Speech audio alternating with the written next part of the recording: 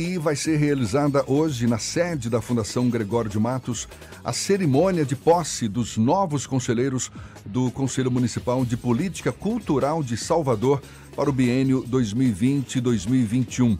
O Conselho Municipal de Política Cultural de Salvador é um órgão colegiado do Sistema Municipal de Cultura que exerce funções consultivas, normativas, deliberativas e fiscalizadoras da política cultural do município. Vamos entender um pouco mais sobre qual o papel desse conselho na capital baiana? Quem conversa a respeito conosco é o presidente da Fundação Gregório de Matos, Fernando Guerreiro, nosso convidado aqui no Isso é Bahia. Seja mais uma vez bem-vindo. Bom dia, Fernando. Bom dia Jefferson, Fernando, Paulinho aqui conosco, né? Todo esse trabalho maravilhoso de vocês.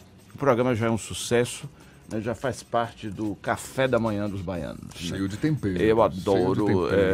Estava ouvindo vocês dizendo, cadê o café? Então está começando muito bem. A gente fala do café, eu sou o único que não recebe café aqui. Paulinho chega todo dia com uma bacia, mas não democratiza.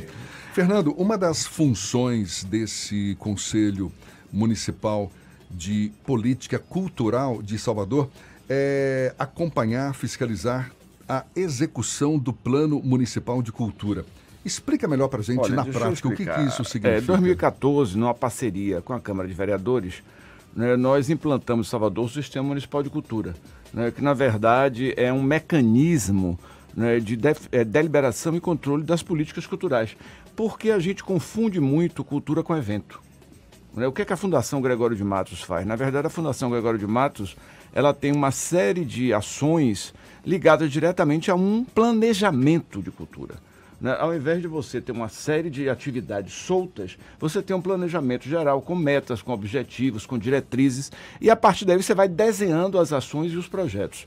Então, depois que esse sistema foi implementado, né, nós partimos para o Conselho. O que é o Conselho, na verdade? É um grupo hoje tripartite, formado por 10 membros da sociedade civil, né, representando os diversos bairros da cidade de Salvador, as áreas de Salvador.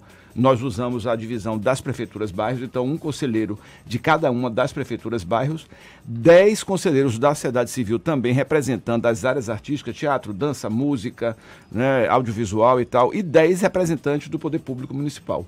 Esse grupo já está na terceira formação, né, que é um grupo eleito, né, pelos artistas e técnicos e agentes da cultura da cidade, e que eles vão estar reunidos mensalmente, né, tanto fiscalizando o trabalho da Fundação, né, como também propondo projetos culturais, acompanhando projetos culturais. Tem uma coisa muito importante, que talvez o grande público não saiba, todo edital, porque edital é sempre uma polêmica. Você faz um edital, aqueles que perdem, quem ganha nunca fala. Você nunca vê uma pessoa que ganhou um edital, tô revoltado, esse edital... Não, mas quem perde chia, grita, é uma confusão horrorosa. E nós temos sempre um membro do conselho acompanhando a avaliação dos editais, que é uma forma de você gerar uma gestão transparente. Dê um exemplo para a gente de alguma ação que tenha resultado desse trabalho do Conselho Municipal de Cultura. Olha, a gente tem hoje uma ação muito concreta, que já está em fase de avaliação pelo prefeito, que é o Plano Municipal de Cultura, ou Plano Municipal de Políticas Culturais, que foi elaborado durante 3 anos e o Conselho participou ativamente. O que é isso? É uma série de normas, ações e diretrizes para os próximos 10 anos da política cultural. Então isso é muito bom, porque independente do gestor que vai estar à frente da prefeitura, você tem uma série de medidas já para a área cultural e que isso garante, de alguma forma, a continuidade das políticas culturais do município. É um plano certamente flexível, que pode ser adaptado ao longo do tempo, mas tem determinadas regras básicas. Porque você sabe que a gente vive num sobe e desce muito grande, né? Então eu, por exemplo, quando eu cheguei na Fundação Gregório de Matos, a Fundação Gregório de Matos estava natimorta. Ela praticamente não existia. Ninguém lembrava que ela estava lá, você tinha medidas culturais zero, né, um orçamento de 500 mil ano, você vê a loucura, hoje nós tínhamos 15, 20 milhões, é uma diferença absurda, e não fazia absolutamente nada, né? Então, esse sobe e desce. Já anteriormente, Francisco Sena fez um trabalho excelente, Paulo Lima fez um trabalho excelente, ou seja, a gente sempre está vivendo um tobogã. E o plano de cultura garante, de alguma forma, uma continuidade mínima das políticas culturais.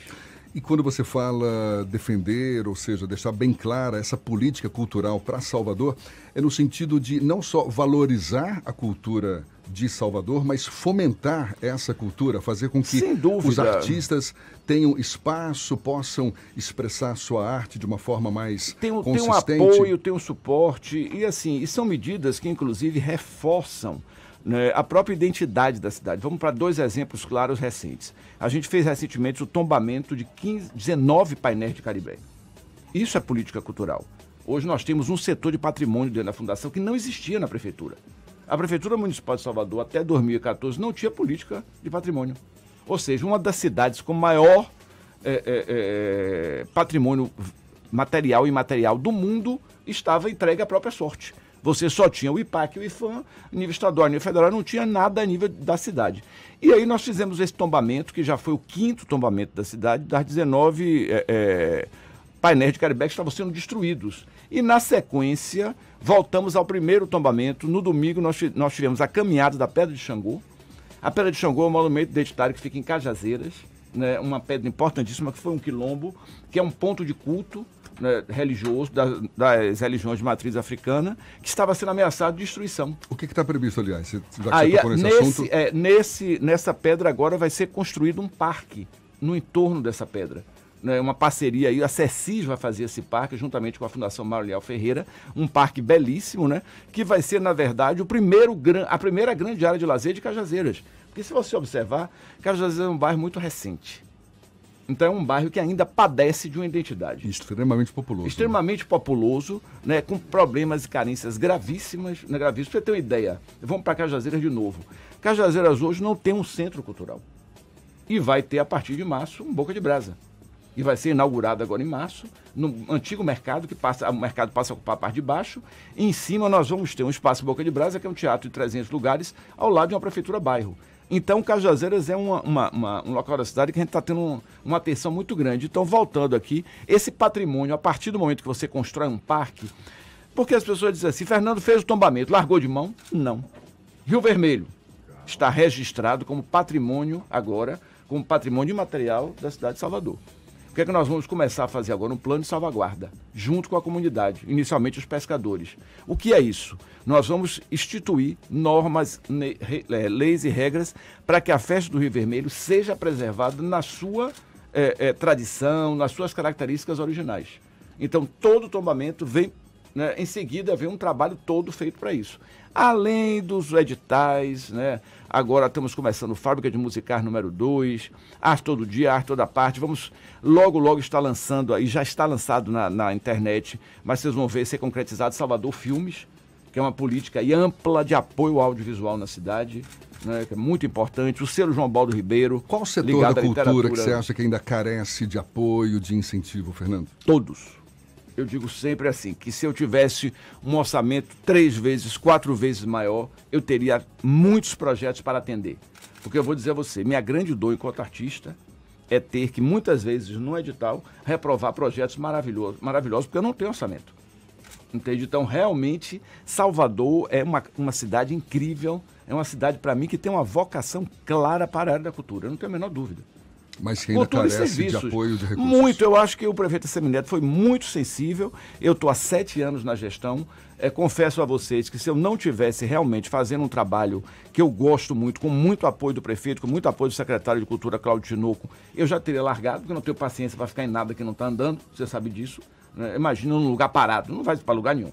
E a gente não para de crescer. Hoje nós temos 12 equipamentos culturais. Né? Nós estamos muito pelo contrário, a quantidade de trabalho é uma loucura, né? Mas a gente está aí se virando porque é importante para a cidade, é importante para o Estado. Guerreiro, Salvador vive então um momento na contramão com relação à política cultural do Brasil como um todo. A gente vive um momento de discussão constante, mas eu acho que essa pergunta vai ficar depois do intervalo. Já a gente retoma esse papo com o Fernando Guerreiro, presidente da Fundação Gregório de Matos, agora 25 para as 8 na Tarde FM. Agora 16 minutos para as 8 horas, a gente retoma o papo com o presidente da Fundação Gregório de Matos, Fernando Guerreiro. A gente já falou mais cedo que hoje tomam posse os novos conselheiros do Conselho Municipal de Política Cultural de Salvador para o biênio 2020-2021. O papo aqui é cultura.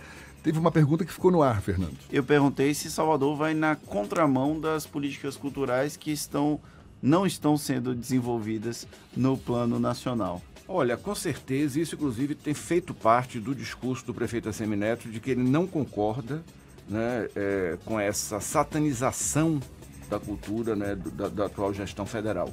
É uma coisa muito complicada, né? A gente está vivendo um momento muito delicado, né? Primeiro, houve uma grande confusão, cenas que eu nunca esperei ver nesse país, como aquele discurso do ex-secretário nacional de Cultura, Roberto Alvim, né, emulando o nazismo, uma coisa completamente extemporânea, absurda, né? Essa coisa dos costumes que virou uma verdadeira obsessão. Né, só se fala sobre isso. No momento em que o cinema brasileiro começou a ganhar força, vamos para um exemplo claro de economia da cultura. O cinema hoje rende recursos, emprega milhares de pessoas, aí resolve-se tirar todos os cartazes dos filmes brasileiros da Ancine. Você citou o Roberto Alvim aí, ele pode ter sido demitido depois. Agora, isso expressa um pouco do pensamento que reina em espaços como esses. Se começa um discurso assim, é a família, que família é essa? Nós estamos em 2020 e eu pergunto, que família é essa que tanto se defende? Né? Porque é uma coisa, para mim, que tem um componente de hipocrisia muito grande. E lembrar de um dado importante que eu falo sempre. A cultura hoje faz parte da economia do país. 3% do PIB do país hoje está ligado à atividade cultural. Então você pega, por exemplo, como eu ia falando, uma indústria cinematográfica crescente, né? Um filme foi indicado para o Oscar. Independente da questão ideológica, é um filme indicado para o Oscar, que é o maior prêmio de cinema do mundo. Aí começa uma polêmica nas redes sociais, xingam Petra de tudo quanto é nome, né? Então fica uma discussão rasa. E a qualidade do filme? O filme é chato, não gosto. Você está falando do Democracia e Vertigem. Eu não sou fã do filme, mas é uma importância vital. Bacurau ganhou prêmio no mundo inteiro. O cinema brasileiro voltou. Aí a Ancine prende os recursos, né? Retrocede completamente, tudo. Então é uma política que eu não sei o que é, né? Eu não entendo. Aí vamos fazer filme família. O que é filme família? Né? Eu não sei o que é filme família. Tem que perguntar para Damares. Perguntar para Damares o que é isso, entendeu? Assim, Só fazer um parêntese, o cinema brasileiro é tão relevante que o ganhador do Oscar com Parasita disse que uma das inspirações dele é Glauber Rocha. Ele deu uma entrevista ao Globo em 2017 falando que ele não consegue esquecer Deus e o Diabo na Terra do Sol. Então, para a gente ver o quanto é importante o cinema nacional no contexto mundial. Tem um detalhe, né, que assim, se você perceber, vamos para a premiação do Oscar, que está recente, foi no domingo, eu assisti toda, uma tendência mundial, né, inclusive eliminaram o título melhor filme estrangeiro, melhor filme internacional. Justamente para quê? Quebrar as fronteiras. É o primeiro filme falado em língua não inglesa que ganha o Oscar. Então a tendência mundial é essa. É a tendência das artes no mundo inteiro e da cultura, a gente está indo contra, né? Remando contra a maré. Né? Então nós viramos chacota internacional. Né? E isso é realmente uma lástima. Eu espero realmente que a gente consiga entrar aí em algum ponto de convergência. Eu sou eternamente uma pessoa que eu acho que a gente tem que caminhar para um centro, a gente tem que caminhar para um discurso, né, mais contemporâneo, mais tolerante. E que já começa a se desenhar, né, claramente. Eu vejo isso como grande possibilidade e tenho que defender, porque disso depende a minha sobrevivência enquanto artista. Porque nesse momento está muito difícil trabalhar com arte no país, na cidade de Salvador. Acho que o país nunca viveu uma polarização tão acirrada como essa que a gente vivencia hoje. Né? É uma coisa lamentável, parei de bater boca. E a ausência de alguém que costure uma aliança nacional, não é? Isso me faz lembrar Tancredo Neves, que foi o primeiro presidente eleito, né, civil, depois da ditadura, e que foi um cara que teve o apoio dos militares, teve o apoio dos trabalhadores, da oposição, enfim, teve o apoio de todo mundo. Pena que não assumiu o governo, mas depois dele, quem é que teve essa competência para fazer uma costura, uma porque aliança a política nacional? É a arte da costura. Eu digo sempre isso, né? O grande político é aquele que consegue fazer, de repente, despolarizar, não existe nessa palavra, mas conseguir consensos. Esse é o grande político. Né? Então eu acho que isso é muito importante nesse momento e vamos torcer para que... Eu tenho que dizer a vocês assim, que eu me sinto muito bem em dizer que a política cultural da cidade de Salvador hoje é uma política cultural consolidada, né, que trabalha contra essa maré de conservadorismo, né, de retrocesso que a política cultural do Brasil hoje está caminhando. Na semana passada nós entrevistamos aqui o Gilsonei do Filho Gigante e ele levantou uma questão sobre a política de editais que a Fundação Gregório de Matos também utiliza. Ele questionou porque algumas entidades como Ileaê, como o Olodum e como o próprio Filho Gigante ainda tem uma demanda muito grande para participar de editais ao invés de serem convidados como outras atrações do Carnaval de Salvador. Você, como um gestor cultural e também como um beneficiário em algum dado momento de editais de cultura, como analisa essa crítica? Olha, eu acho que existe uma coisa chamada inexigibilidade. Vamos usar o termo técnico, que são realmente blocos, instituições que pelo tempo de prestação de serviços da cidade já são considerados patrimônio cultural. Eu acho que realmente não é que vai ter privilégios, mas eu acho que esses casos têm que ser analisados isoladamente, né? Em paralelo, eu quero falar de um lado que eu comecei a entender estando dentro do lado de cá do serviço público. A questão documental. Atenção, o dinheiro do município não é meu, de Fernando Guerreiro. É um dinheiro do município. Para esse dinheiro ser repassado para qualquer entidade, para qualquer pessoa física, meio, que quer que seja, o grupo cultural, eu tenho que provar depois ao Tribunal de Contas para onde esse dinheiro foi. E sem documentação, isso não acontece. Então a gente tem muito problema, entenda. Tem um lado que diz, a burocracia é terrível, pede um monte de documento, a gente está tentando simplificar. Mas eu não posso simplesmente passar uma verba para um grupo que não tem documento, que está devendo fortuna de imposto, não tem como. Não dá para ignorar. Não dá para ignorar. Então, eu não estou dizendo que seja esse o caso, estou dizendo que são dois lados. E a gente tem conseguido avançar muito, né? Os artistas estão sensíveis a isso. E nós estamos avançando muito. Todo edital nosso, a gente faz um curso sobre o edital. Explica o edital inteiro, entendeu? Fala sobre a questão documental e isso tem ajudado muito, né? Para que a gente consiga organizar cada vez mais e os artistas possam, né, estar lá concorrendo em iguais condições, todos eles. Fernando, você que é um artista, você é um teatrólogo, um cara que tem aí um histórico enorme, como um cara que bota a mão na massa da cultura, ser um gestor da cultura é um lado mais prazeroso ou é cruel? Olha, eu diria que tem os dois lados. Eu estava comentando isso com um amigo meu, né, que quando eu vou num Boca de Brasa, quando eu vejo o que está acontecendo na cidade, eu sinto muito orgulho e eu fico muito feliz. E ao mesmo tempo, quando eu tenho que dar um não para algum artista, é doloroso. Entendeu? Então é uma faca de dois legumes que a gente brinca, né? Uhum. Assim, tem um lado muito prazeroso e ao mesmo tempo tem a cobrança, né? Então eu tenho que estar lidando, né, com essa dualidade e dizer uma coisa que eu acho que é muito importante. Teve essa fala infeliz de Guedes, né, dos parasitas aí do serviço público. A gente trabalha sem parar. Na gestão do prefeito Assemineto não tem nenhum parasita deitado dormindo. Então vamos ter cuidado com essas generalizações, porque elas são absurdas. Como qualquer lugar, você tem bons e maus profissionais. Quer um exemplo? Veja no ranking das maiores queixas hoje de empresas, certo? Por qual centro? São as empresas privadas. Como é isso? Então são as empresas privadas que são maravilhosas. E o índice de queixa é a telefonia. O maior índice de queixa. Então, é preciso ter atenção. Eu sou um cara completamente contra a generalização. Que deve enxugar a folha, sim. Que tem muita gente que não faz nada, sim. Mas eu, por exemplo, vou dizer a vocês, eu tenho uma equipe maravilhosa. E se não fossem os funcionários públicos de carreira, a Fundação não teria decolado. Eles foram importantíssimos nessa trajetória, porque eles conhecem aquilo, estão ali a vida inteira. Eles têm a memória do serviço público.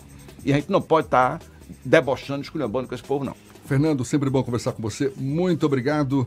Valeu o papo. Bom dia. Bom dia para vocês. Até uma próxima. Fernando Guerreiro, presidente da Fundação Gregório de Matos, aqui no Isso é Bahia. Agora, 7 minutos para as 8 na tarde, FM.